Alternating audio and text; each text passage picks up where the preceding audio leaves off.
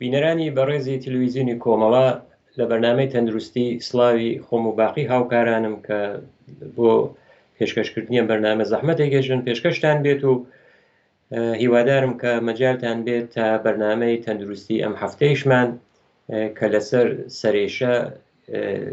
سەرێشە و میگرن و ئەو جیاوازیگەرە کە هەیە لە نێوانیانە بەرنامەکەمان لەسەر ئەو بابەتەسە. دیارە سەرێشە خۆی بە تەنیا شاید بەرنمەیەکی تایبەتی گەرەک بێ بەڵام یا میگرنی شەروە، بەڵام هەوڵەدەین کە لەو مەجالەی کە هەیە بتوانین ئەو بابەتە یعنی ئەو جیاوازیگەرە کە هەیە لە بین سەرێشە و میگرنە بۆ ئێوە بەڕێزان باسی بکەین. سەرێشە هۆکارەکانی جۆرا و جۆرە و تقریبەن جیا لەوەیشە کە هۆکارەکانی جۆرا و جۆرە چەند شێوەیشی هەیە، یعنی ئەتوانین بڵین کە چەند نۆعە بەستگی بەوەی کە لە چه بەشێکی مێشکە کاسە سەرە ڕوئەدات یا بە کات و ساتەکانی ئەوانە دەسەبەنی کراوەکە لەم بەرنامەیەمە پێشکەشتانیەکەین. معموڵەن سەرێشە دوو حاڵەتی هەیە، جیا لەوەی کە ژان و ئازاری هەیە، زەختیش هەیە، یان ئەو زەختە هەمەتوانێت لە سەرچاوە بێت و هەمەتوانێت لە بەشی ملیشە خۆی نیشان بدات ئەو حاڵەتەکە بە ئازارە کە بەژانە سەریش ئێمە ئەیناسین. معموڵەن ئەتوانێت چەند ساعات یا کەمتر لە 1 ساعات و هەروەها ئەو سەرێشە درێژەی بێت بۆ چەند ڕۆژیش یانێ بەردەوام بێت و ئەو سەرێشە لەگەڵ ئەو کەسە بێت. معموڵەن جیاوازیەکانیان ئەگە بە شێوەیەکی خولاسە وا باسیەکەن کە سەرێشە لە سەروی ملە و یعنی لە بەشی مل بەرەو سەرەوە ئازارەکەی هەیە، جیا لە کاسەی سەریش ئەو ئازارە ئەتوانێت لە بەشی گۆناکانە یان لە سەرچاوە خۆی ئەو ئازارە نیشان بدات.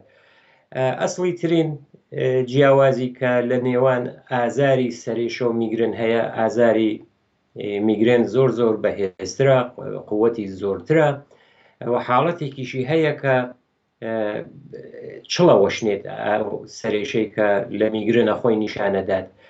معموڵەن سەرێشە ئەوێتە دوو بەش، یانە کاتێک کە تەقسیمیەکەن سەرێشەی کە بە سەرێشەگەر ئەوەڵیە ئەناسرێتەوە ئەو بەشەکەی تریشی سەرێشەی ثانەویەست کە سەرێشەی ئەوەڵیە میگرن خۆی بەشێکە لەوەی کە جز و سەرێشەکان، یعنی میگرن وەکو سەرێشەست، بەڵام هەموو میگرن ناخۆشی میگرن هەمووی سەرێشە نییە، نیشانەگەرێکی تریشی هەیە، بەڵام بۆ سەرێشەکەی لە بەشی ئەوەڵیە یانی سەرێشەگەرێکە بە سەرێشەی ئەوەڵیە ئەناسرن دەسەبەنیە کردێت.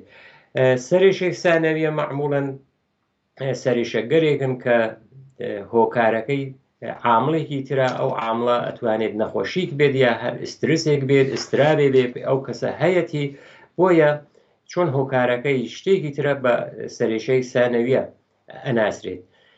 سەرێشە خۆی جۆرا و جۆرە، بەڵام ئەوانەیە کە مهمە یەکێکی سەرێشەی فشاریە یا تنشنیە. ئەو سەرێشە معموڵەن لە کاسە سەر تقریبەن دەور کاسەی سەر ئەگرێت، حاڵەتەکەیشی فشاریە، بۆیە هەر بەو ناویان ناوەکە سەرێشەیەکی فشاریە.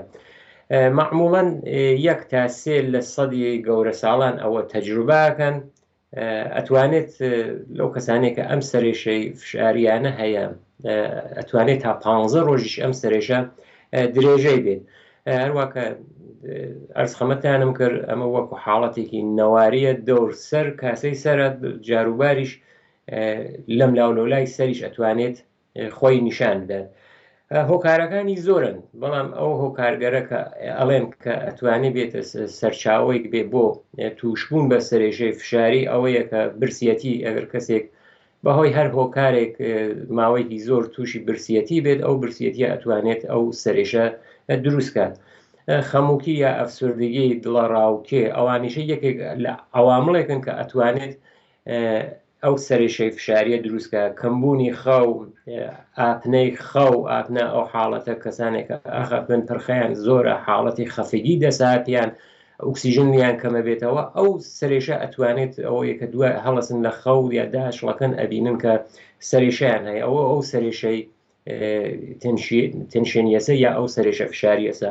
نەخۆشیگەر ئارتریت و ئارترۆز ئەگەر زەخت زۆر کەفێ لە مل بە هەر هۆکارێک لە وەرزشە بێت یا بەهۆی کارە ئیشە بێت ئەو ئەتوانێت یەکێک لە سەرچاوەکانی بێت. وەزعیەتێکی خراپیش کە چە لە دانیشتنە چە لە حاڵەتگەرێکی ئەوەی کەوتمان ڕەوانی وەک ئسترس ئستراب دڵە ڕاوکێ ئەوانە خۆیەتانێت سەرچاوێکی ئەم سەرێشە بێ.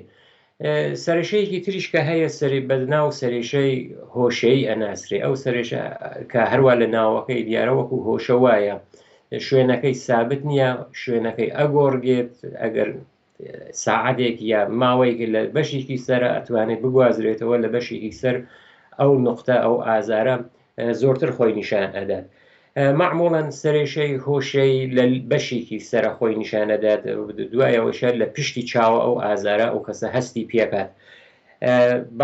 معموڵەنیش ئەوەیە کە لە یەک زمانە یەکێک لە مشەخەساتەکەی ئەوەیە لە یەک زمانە لە یەک کاتە خۆی نیشانەدات ئەتانێت چەند هەفتەیش ئەو سەرێشە بڕوات و بێتەوە هەروە بڕوات و بێتەوە بەردەوام بێت ماوەکەیشی کورت تا درێژ ئەتوانێت درێژەی بێت. هەروە وتمان کە ئەتوانێت بە حاڵەتی چرخشی لە هەر بەشێک لە مێشکە خۆی نیشان بدات. بۆیە معموڵەن 15 تا 3 سعات هەر جارێک لە 15 دقیقە تا 3 سعات هەر جارێک ئەو ئازارە درێژەی هەیە. ئەتوانێت بۆ 2 تا 8 ڕۆژیش یا 2 تا 10 جاریش ئەو کەسە ئەم سەرێشە تەجروبە بکات یانێ لە ڕۆژێکە تا 10 جار ئەو کەسە ئەتوانێت ئەم سەرێشەیە بۆ بێت کە هەر جارێک ئەتوانێت ماوەکەی لە 15 دقیقە تا 3 سعات درێژەی بێت. معموڵەنیش ئەم سەرێشە وەکو سەرێشەکەی پێشوو ئەتوانێت بۆ ماوەی چەند هەفتە درێژەی بێت و ئەو کەسە تووشی ئەزیەت و ئازار کات. ئەو ئامارەی کە لە بەردەست هەیە چه دەرسەدێک تووشی سەرێشن معموڵەن 1% کە دیارە ڕێژەکەی زۆر بەرچاو نییە. لە پیاوانیشە 3 ئەوەندەی ژنانە ینی بە پێچەوانەی سەرێشەکانی تر سەرێشەی هۆشەیی کە سەرێشەی کە بەهۆی ئەوەی کە لە بەشەکانی جۆراوجۆری سەرەوە هۆشەی خۆی نیشانەدات لە پیاوانە زۆرترە. دەستپێکیشی لە ئەو میانگینە کە دیاریان کردووە لە تەمەنی 30 ساڵگیە بەڵام ئەوە شەرت نییە یعنی 30 ساڵگی بەرەو سەرە و بەڵام ئەتوانێت لە هەر تەمەنێکە ڕوو بدات.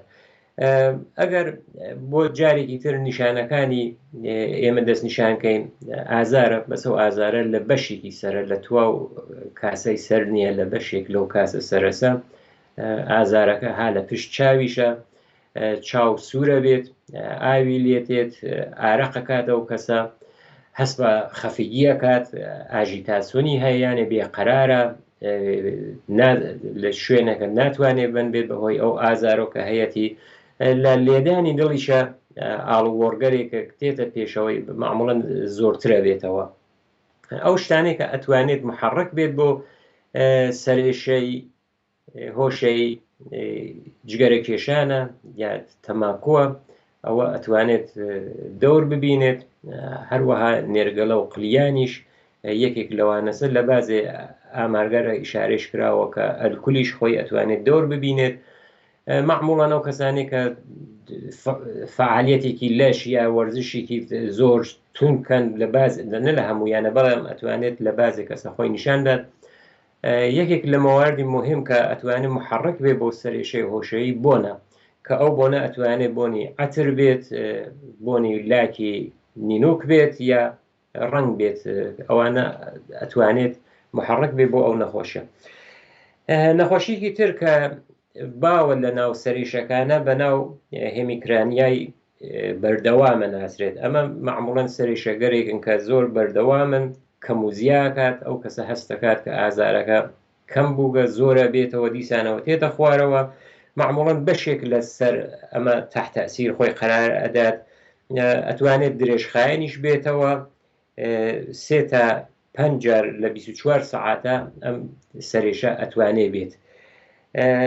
معموڵەن لە ماوەی 6 مانگە ئەوەیشە بینراوە لە ماوەی 6 مانگە ئەم سەرێشەکە بە هێمیکرانیا ئەناسرێت، ئەمیش خۆی نیشانەدات کە معموڵەن بەشێک لەسەر ئەگرێت. دوای ئەوە ئەتوانێت ئەو کەسانێکی شایوتم کە ئەمە درێژخایەنە ئەتوانێت بەردەوام بیان بێت، بەڵام ئەوەیشە تەجروباکەن کە بۆ ماوەی چەند هەفتە تا چەند مانگ ئەو ئازاریانە نییە. نیشانەکانی چەند ئەم سەرێشە ڕشانەوەیان هەیە لەگەڵ یانی لەگەڵ چۆن ڕشانەوە نیشانەیەکە لە میگرێنیشە هەیە کە ئەگەین پێ شارەی پێ بکەین. هێڵنجەدەن حاڵەت تەهەوعیان هەیە، حساسیەتی کە دروستە بێت بە تایبەت بە دەنگ و بە ڕەنگ یا بە نور، ئەو حساسیەتە زۆرە لیانە، زۆر حساسن، ئەگەر لە شوێنەکە بێن ڕۆشنایەکەی زۆر بێت یا دەنگ بێت ئەوان ئەو ئازارە زۆرترە بێتەوە بۆیان، چاویشیان سوورە بێت، ئاویشی ئەتوانێت ئاو بێت و کزەیش ئەکات، یانە چاویان هەم تووشی سووربوونەوێت، هەم کزەی هەیە هەم ئاوڕیزیشیشی هەیە.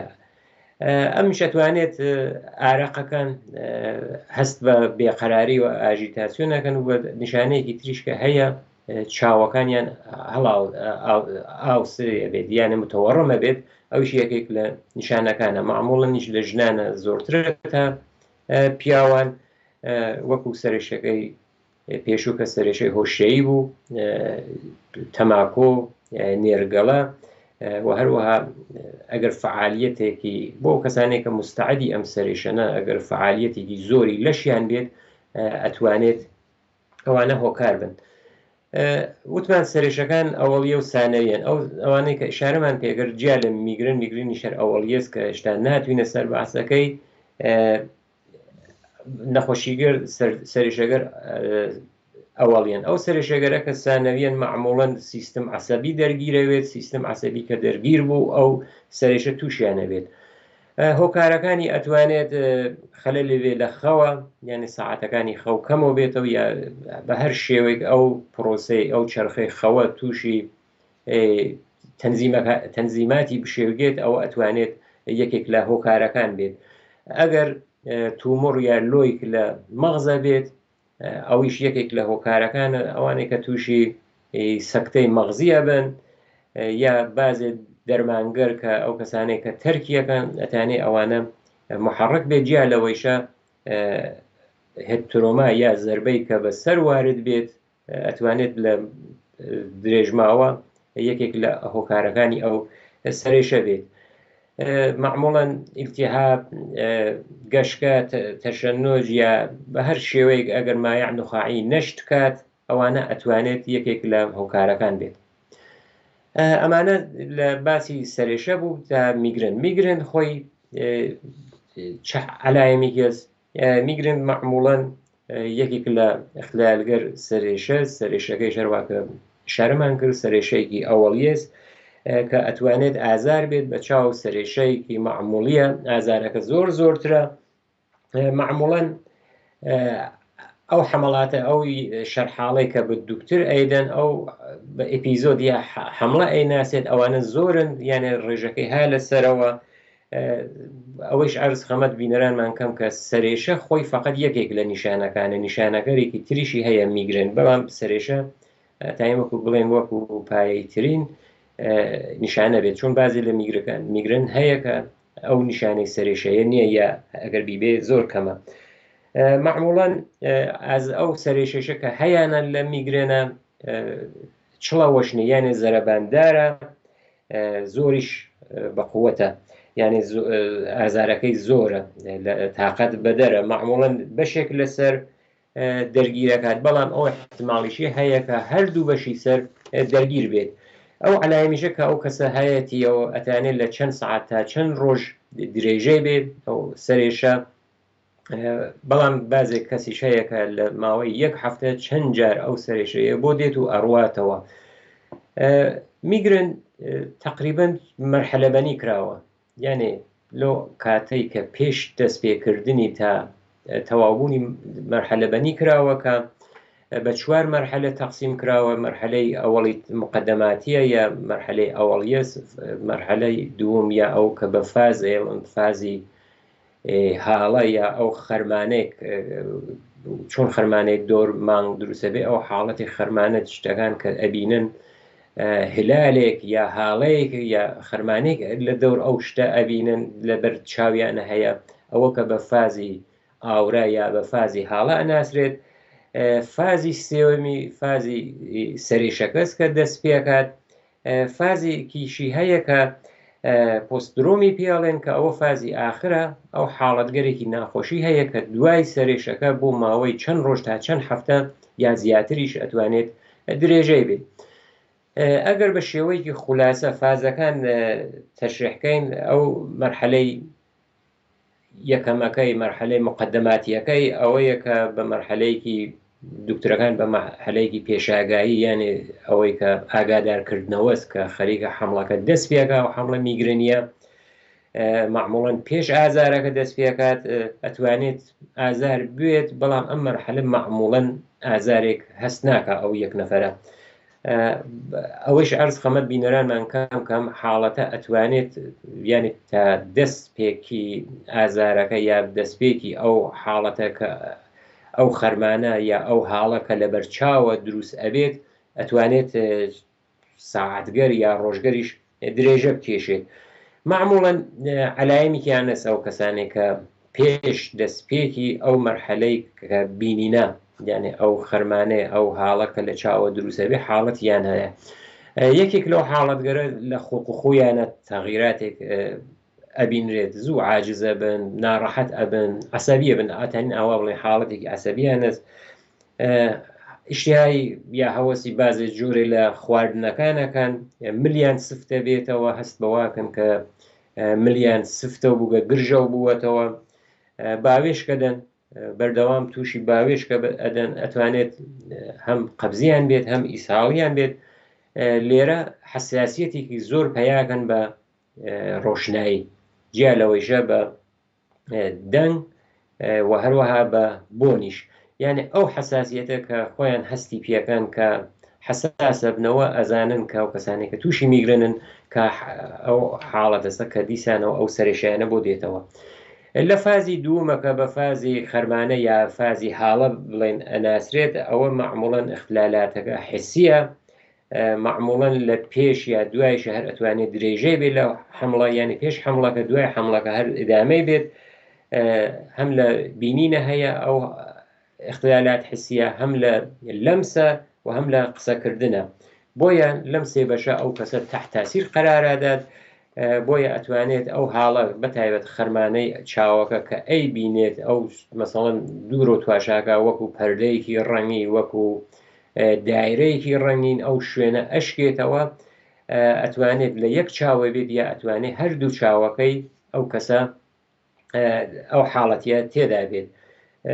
معموڵەن خەتەکانێک کە تواشاکات زیگزاگیان نەبینێ، یانە ئەو خەتە ڕاستکەرەیسە هەر شێوەیەک بێ زیگزاگی ئەیبینێ، بۆ وێنە ئەگەر تواشای پەردەی کڕکڕەکە ئەو پەردەگەرە کە بە حاڵەتی موازی هەیە لاروگێڕ ئەیان بینێت، یا نقطەگەری کوێر شوێنێکی دوور تواشاکات هەست بەواکات کە معموڵەن هەرچی ئەڕواتە بەرەوە ئەوە درێژای کێشێت.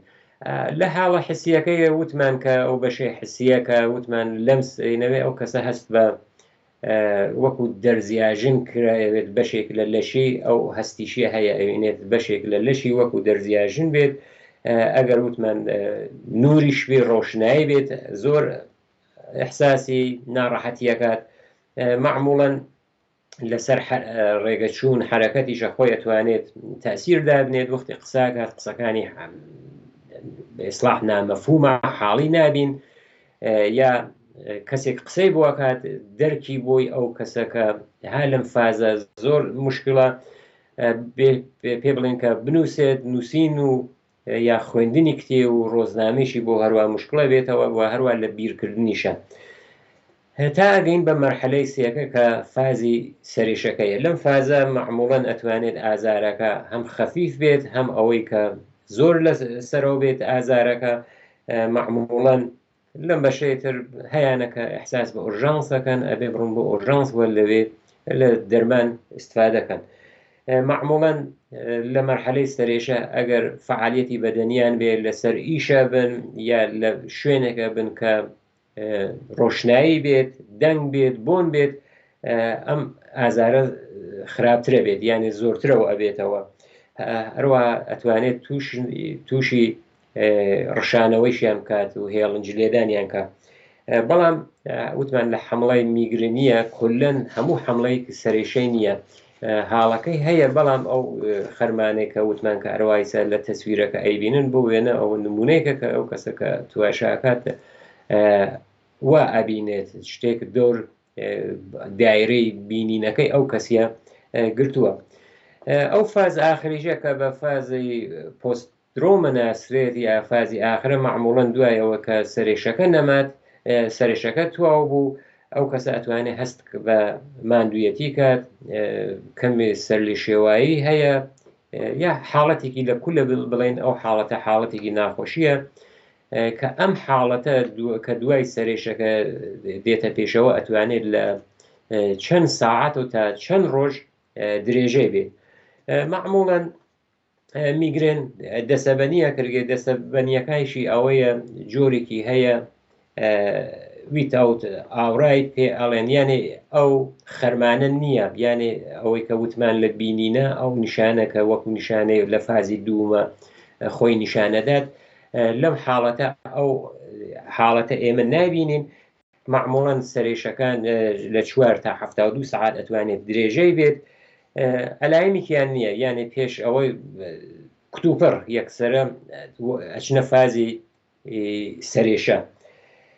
بەڵام ئەو میگرنەی کە معموڵەن باوتریشە ئەو میگرن بە هاڵاز کە ئاورای یا ئەو خەرمانەکە دروستە بێت، معموڵەن 10 دقیقە تا 60 دقیقە، یعنی 1 ساعت پێش حمڵە سەرێشەکە ئەتانێ خۆی نیشان داد و درێژەیشی بێ، هەواروە لە درێژەی سەرێشەکەیشە ئەتوانێت بێت.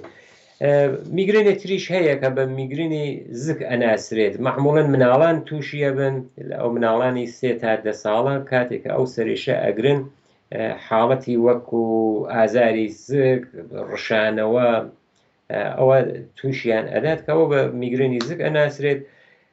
معموڵەن ئەتوانێت سەرێشەکە کەم بێت یا حتا ئەوەی کە سەرێشەکە ئازاری نەبێت. معموڵەن ناو میگرنەکانەکە وتمان ئەم جۆرە کە زۆرتر لە ناو مناڵانە هەیە، ئازاری ئەم جۆرە ئازاری سەرێشەکەی ئەم کەمترە. میگرێنە تریش هەیە کە بە میگرین هێمیپلژیکە ناسرێت، میگرێنێکە نە هەموو بەشێک لە لەش ئەتوانێت تووشی فەلەجێکی موقت کات. معموڵەن لە ئەو کاتێک کە سەرێشەکەی هەیە ئەو کەسە میگرن ئەتوانێت ئەو حاڵەت فەلەجی موقتە خۆی نیشان بات. نیشانەکانی ئەوەنە کە سەرگێجەی هەیە، هەست بە ئەوەیەکە کە دەرزیاژێن بووگە ئەمیشیە بەشێ لە لەشی وازانێک کونی تێبووگە، وەکو ئەوەی کە چەقۆ یا دەرزیک ئەڕوا بە شوێنێکی لەشیە لە بینینە تووشی مشکلاتێکە بن لە قسەکردنە، یا ئەو کاتە نابێت ئەمانە خواردنیان پێ بدرگێت چونکە ئەو حاڵەتە فەلەجیە نە هەیە، فەلەجێکی موقتە، مشکلیان هەیە لە خواردنە، لە قسەکردنە ئەو مشکلیانە هەیە. معموڵەن لایک لە لەشیان ناتانن حرەکەت بدەن یا حرەکەتی زۆر سەختە، وهروە ڕێگەچوونیشیان بۆ سەختە. معموڵەن ئەوانەی کە ریسک فاکتۆرە بۆ ئەم حاڵەتە ئەتوانین بڵین کە ژنبوونە لە ژنانە ئەم حاڵەتە میگرن هێمیپلژیکە یا فەلج موقتە ئەبینرێت.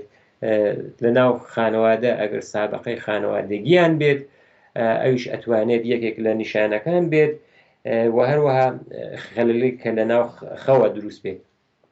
معموڵەن ئەفسوردگی، دڵە ڕاوکێ، ئسترس، برسیەتی، بەتایبەت برسیەتی لە هەموو میگرنەکانە ئەتوانێت دەور و نەخش بێنێ. بۆیە ئەوانەی کە تووشی میگرنن حتممە هەموو کاتێک ئەبێت خواردنێکی سادەیان بێ، یانێ ئەوەی کە هەستیان بە برسیەتی کرد حتمما شتێک بخۆن بۆ ئەوەی کە ئەو حملەگەرە دەست پێ نەکات. کافئینێکە لە ناو قاوە و چاییش هەیە، ئەوانە ئەتوانێت محرک بێ بۆ ئەو کەسانە. یا ئەوەی کە وەرزش یا فعالیەتێکی بەدەنی کافیان نییە. بۆ میگرن تەشخیصی معموڵەن ئەمە دوکتور تەشخیصی ئەدات کە ئەو سەرێشە شەرح حاڵی لێگرێ، سەرێشەکەی چه حاڵەتێکی هەیە، سابقەی پزیشکی، سابقەی خانەوادگی، ئەوانە بەڕەسی یەکەن کە معموڵەنیش پزیشکێکی عمومی لەو حاڵەتە ئرجاعیەدا بە نۆرۆلۆژیستێ. دەرمانەکانیشی جۆراوجۆرن، دەرمانەکان ئەتوانێت لە مسەکنگەرێکی وەک ئستامینفن بێت تا ئینسایدگەر وەکو ئاسپرین و ئیبوپرۆفێن، داروگەرێک کە بۆ هێڵنجە بۆ کەسێک تووشی هێڵنج نەبێت لە داروخانەگەرە بە ئۆتیسیە ناسرێت، ئەتانن ئەوانە دەرمانیکەن. ملاتۆنینەکە وتمان قورسێکە بۆ خەوە معموڵەن بێ نوسخەیشە دەرگێت، منبعێکی معتەبەر ساڵی 2017 ئەویش تەسادفی دەستیان بەوە کرد کە ئەو کەسانێک کە ملاتۆنی نەخۆن تەسیری هەیە کە ئەو حمڵە دێر تێ بۆیان حمڵی میگرێنی منزورمە، یا ئەوەی کە ئەوانەی کە خەویان سیکل خەوەکەیان کامڵە ئەو حمڵە گەرمیگرونیانە کەمترە. خۆی دیارە دکتوریش ئەبێ ئەمە دکتور داروی بۆ بنووسێت، داروگەر دژە ئەفسوردەگییان بۆ نووسێت، یا داروگەرێکی تر وەکو ئەوەی کە لە ئایەندە بتوانێت پێشگیریان بۆ وەکو توپاماکس و تێپاکۆن، ئەوانە داروگەرێکن جیا لە ئەو ئێرگۆتامینوش کە داروی اختصاسیەکەی خۆیە. معموڵەن بۆ ئەوەی کە پێشگیریکی غیرە دارویش کرگێت وەکو ئاخرین بەشی بەرنامەکەمان، چۆن ئەزانم هاوڕێ هاوکاریش مشارەکات کە ماوەی بەرنامەکەمان تەواو بووگە، وەکو ئەوەی کە پێشگیری غیرە دارویش ئشارەی پێکەین. معموڵەن ئەگەر وەرزش بکەن ئەو کەسانە فعالیەتێکی منەزم بەدەنیان بێت، ئەو خواردنگەرەکە ئەزانن تەحریکیانەکە محەڕەکە، وەکو ئەگەر بۆ وێنە بیبار هێنە ئەوانە بتوانن حەسبیکەن لە وعدە غەزایەکان یانە یا مدیرەتی ئسترس بکەن. بینەرانی خۆشەویست، تقریبا پرسیارگەرێک هەیە کە لەسەر میگرن ئەکرگێ، چۆن بەرنامەی داهاتوویشمان هەر لەسەر میگرنە، حاڵەتی لەرز، چۆن لە بازێ کەسەکە میگرنیان هەیە حاڵەتی لەرز دەست پێ ئەدات. ئەو پرسیارگەرەکە لەسەر میگرن باوە لێداینین بۆ بەرنامەی داهاتوومان. بەرنامەکە بۆ پرسیارگەرەکە لەسەر نەخۆشی میگرن هاتووە، ئەوە درێژە پێدەین و دووە ئەچینە سەر کە بەرنامەی داهاتوومان کە هەر لەسەر میگرنە، بەڵام لەرز لە ناو حاڵەتی لەرز و لەرزین لە ناو نەخۆشی میگرنە، هۆکارەکانی یا چارەسەرەکەی چییە. لێرە هاتینە کۆتایی بەرنامەی ئەم جارەیشمان. هیوادارم کە جێگەی ڕەزامەندی ئێوەی خۆشەویست بوێت. لەلایەن خۆم و باقی هاوکارانم ژیانێکی پڕ لە شادی و تەندروستیتان بۆ باواتە خوازم.